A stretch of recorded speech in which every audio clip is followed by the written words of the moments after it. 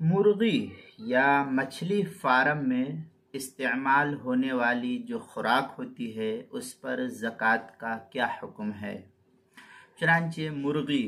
یا مچھلی فارموں میں مرغیوں اور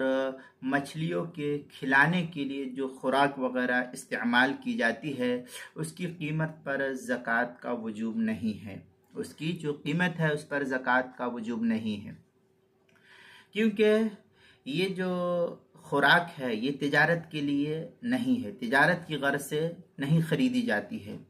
بلکہ اس کی حیثیت ایسی ہے جیسے کپڑا دھونے والوں کے لیے صابن اور سرف وغیرہ کہ ان میں زکوٰۃ واجب نہیں ہوتی ہے، ایسے ہی ان کے لیے ہے کہ یہ تجارت کے لیے نہیں، یہ ان کو کھلانے کے لیے ہے، لہذا ان کی خوراک پر کوئی مسئلہ نہیں ہے زکوٰۃ کا۔ چنانچہ اس سلسلے میں فتاوی شامی کی عبارت ہے وَكَذَلِكَ آلَاتُ الْمُحْتَرِفِينَ أَيْ سَوَاءٌ كَانَتْ مِمَّا لَا تَسْتَهْلِكُ عَيْنُهُ فِي الْانْتِفَاعِ۔ یہ فتاوی شامی جو زکریا بگٹی پور دیوبند کا ہندی نسخہ ہے اس کی تیسری جلد صفحہ 183، فتاوی ہندیہ اس کی پہلی جلد صفحہ 172، اور اسی طریقے سے